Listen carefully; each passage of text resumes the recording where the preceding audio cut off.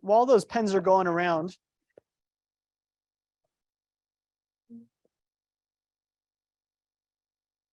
by a raise of hand, who has gone through a SWOT analysis before? Raise your hand. Okay. Many of you probably last time was in high school, right? Or kindergarten, sometime way back in the past. So a SWOT analysis stands for strengths, weaknesses, opportunities, and threats. And I want to ask a question. Why is a SWOT analysis beneficial when it comes to a business standpoint? How could it benefit you to know what your strengths are, what your weaknesses are, where your threats are, and where the opportunities are?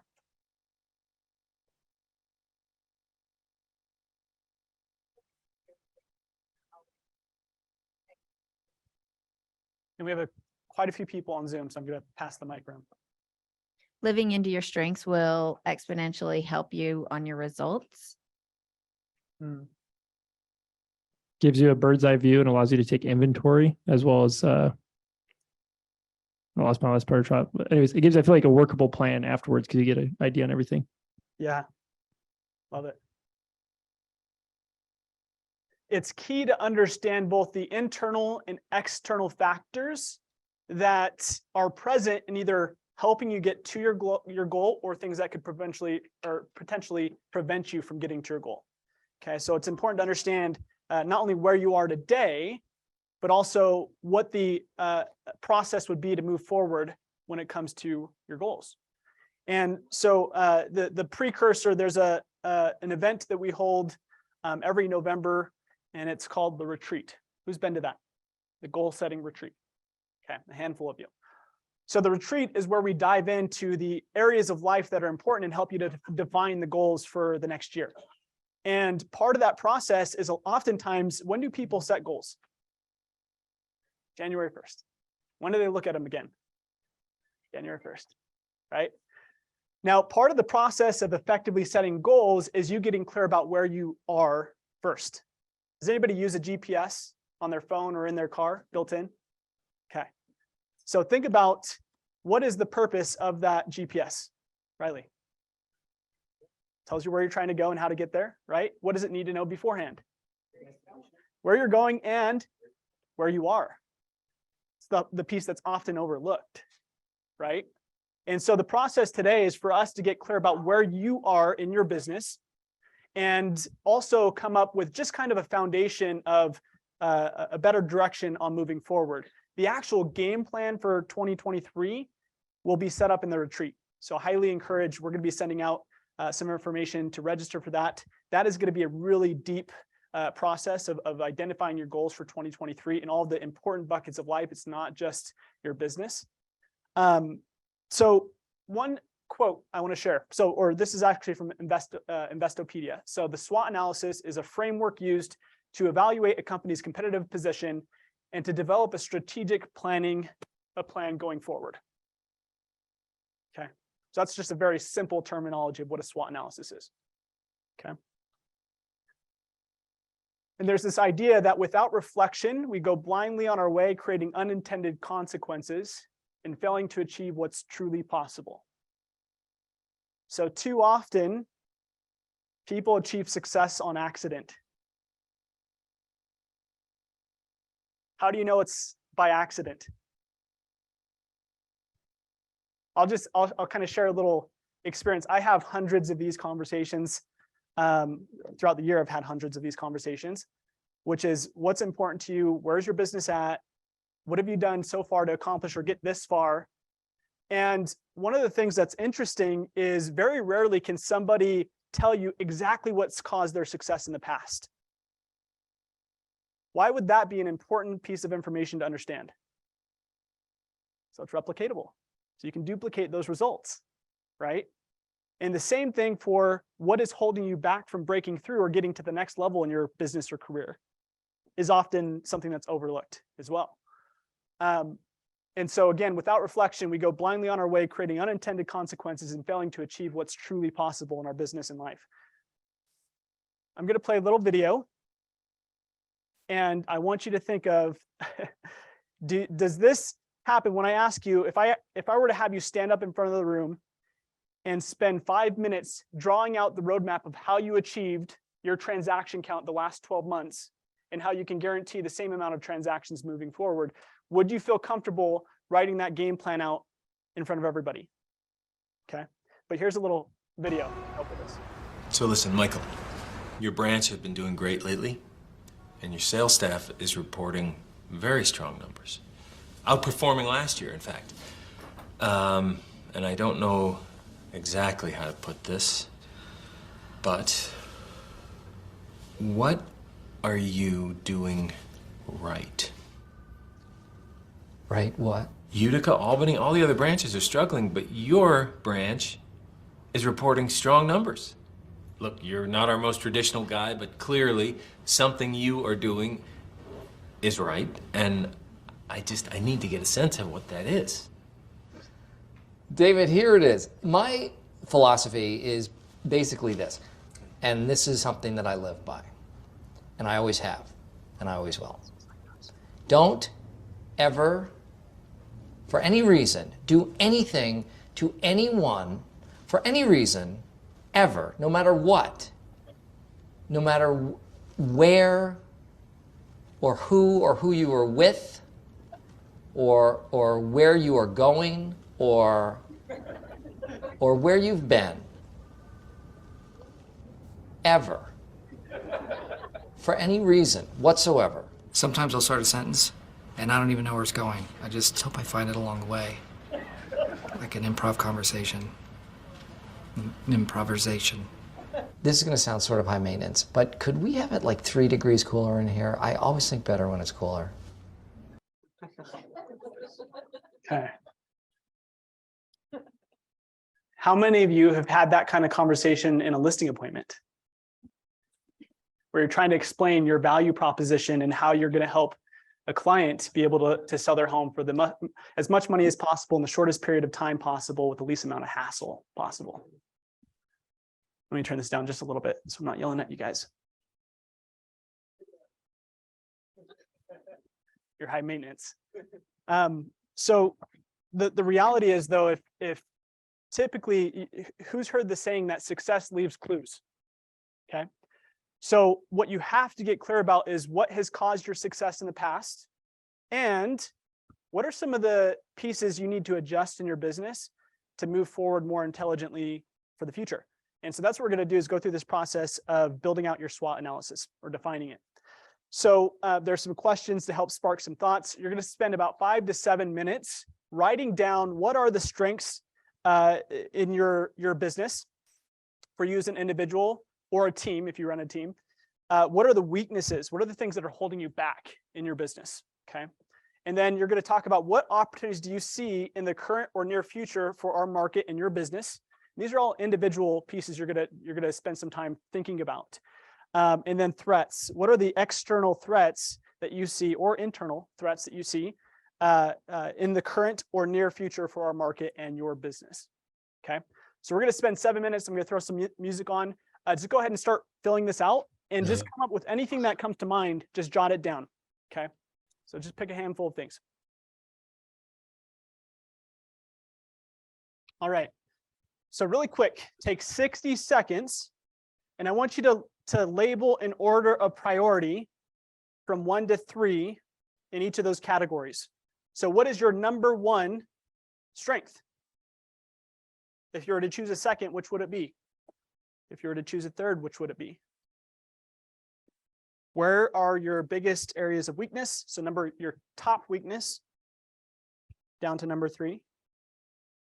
The top 3 greatest opportunities labeled in order 1 to 3. And then the most dangerous threats from order 1 to 3. Now, here's what we're going to do. I'm going to give some instructions. So everybody look up here really quick. Really quick. So what we're going to do is you're going to have an open discussion, and you're going to share your number 1s for strengths, weaknesses, opportunities, and threats. Okay, you're going to share the number 1. And this is a time to be open, vulnerable. This is the time where you're going to find some cool, interesting pieces about your business, but you're also going to get some good feedback from this group. And the scribe, I want you to take note. So raise your hand if you're the scribe for your table. Got one? Okay. Who raised their hand over here? Evan? Okay, cool. So the scribe, this is information for you. So what you're going to do is jot down all of the responses, but if there's a response that's a duplicate or somebody else has already said it, you're actually going to just put a tally. Okay. Now this is important for us as a leadership team because this is what we're going to use to craft our training calendar for the next 3 months and bring in some cool guests to speak about these specific pieces. But if you are writing down an answer and it's already been said, just put a tally next to it. Does that make sense? Cool. Okay. Sweet. So just go ahead and we're going to do this for about 15 minutes. So just share whatever came through for you, whatever was interesting about that process. Hunter, did you have a piece? You're going to go through all of them. Yep. You're going to go through all of them. So everybody's going to have a chance to just share theirs. And then after everybody has gone through, I want you guys to just talk about what's interesting. Is there any patterns? Is there a commonality? What are some opportunities for us to step into to strengthen those weaknesses?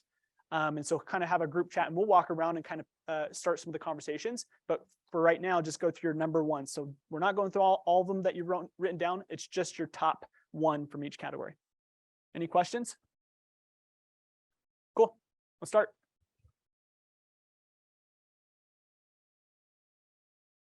Hey, really quick. If you can hear me, clap your hands. There we go. Okay. Hey, really quick. I want everybody to speed through threats just because we're probably going to come up with the same kind of external threats right now. So just speed through those and then get to opportunities so we have enough time to do the wrap up scene. Okay.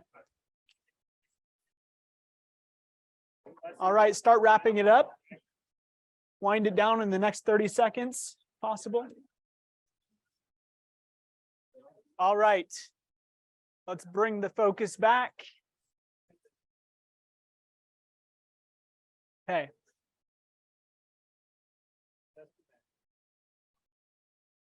So we've got about 6 minutes left. So this is what we're going to do. Okay, it's a two-step process. So the first thing is everybody's going to flip over your sheet that you wrote on. And you're going to have 5 questions to work through. I'm going to throw some music on for 2 minutes. It's going to be very quick. Just jot down the answers to your questions. What is the one thing you know to be true about your performance that you're hiding from? What's one action you're not currently taking that if you started taking immediately would recession-proof your business? And then number 3, what's one thing you could do immediately so your calendar reflects your number one priority and drives your entire day? So you're going to answer those questions and then also skip down to the ahas after that and just write out what is the one big takeaway from today? And then how/when do you plan to execute? Meaning, what do you need to change in the next week, 2 weeks in your business? So what is the specific action you're going to take in the next couple of weeks from the information you've taken today? I know this is a quick speed through of the SWOT analysis, but you're going to have time to go through on your own and fulfill this process. But go ahead and just answer those 5 questions really quick. Bring it back in. Cool. So very quickly, take 30 seconds, turn to your neighbor and share what your aha, your big takeaway is and what your action plan is. Turn to your neighbor and share it. All right, let's wrap it up.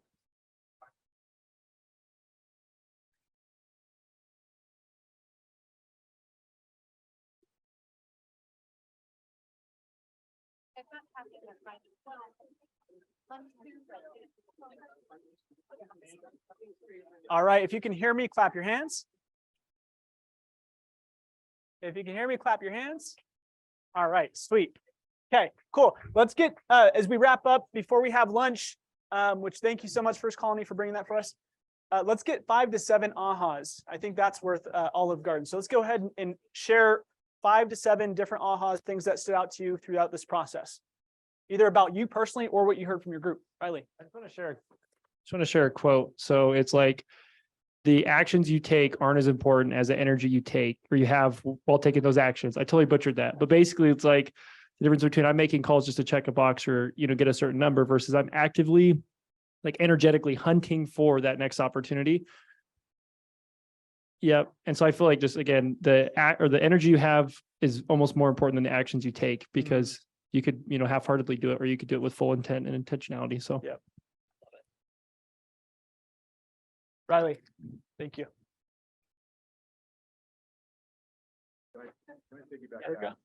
I just wanted to piggyback that there are so many things out there that you could really love doing and have so much energy. So, maybe instead of picking things that you dread, focus on the things that you would really like to do in a day and see what kind of, what that could produce with that kind of energy. Love it. As far as what we looked at is a lot of commonalities in lead gen. I know that lead gen's it's simple, but it's not easy. And I think that that's something that we're really good at follow up, but maybe Was not that for under lead gen. strengths or weaknesses for the majority of you? Weakness. Yeah. Anybody else? what was that? Colby's like, yeah, Well, no, I just was going to say something. cool. Thank you for sharing, Erica. So it's funny as everybody's going around, everybody's talking about the deals that are like, oh man, like I had a deal fall through. It totally sucks, And in the words of the great Dan Kennedy, I remember one of the times he was like, when you have a deal fall through, it hurts a lot less when you have a bunch of other deals in the pipeline. So I think all of us need to focus a little bit more. Yeah, see, his words of wisdom, he's got gray hair, has a lot to do with it, right? So, but seriously, I think a lot of us need to just get more in the pipeline. So if we do have some that fall through, that doesn't hurt as bad. Totally. Thank you. I don't want to. You can pass around. Here, Dan, you want to share something? Who else? Let's get two more.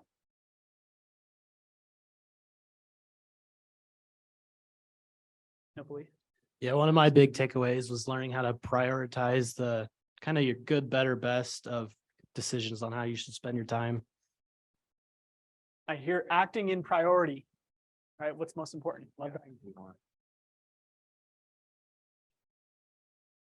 So I'll go just because these guys had lots of good thoughts. Dan was saying that sometimes he'll text, and when I put lead gen in my calendar, I inevitably won't do it. If it says lead gen, I'm like, I don't want to lead gen. But if I put call my buddies, catch up with some family, whatever, if I call it something else, then I'm more likely to. And he made the point too that he texts people and it's a cool thing, but they can't feel the sentiment. They can't feel the sincerity. And as I was talking to Dan, I was like, man, this is a cool guy. We don't really know each other. Although I've seen him around, I thought, man, just talking to him for a couple minutes, I would use him as my agent, like no question. So I thought if that's a difference in texting and actually creating relationships by visiting, doing a pop by or taking 2 minutes to just catch up. How have you been? Haven't talked to you for a while. You're on my mind, whatever it is. What a difference that makes to actually make that call. I've convinced myself that it's okay to just text, but there's a difference in the relationship. So Like that. Thanks, Cameron. Bryson? I've got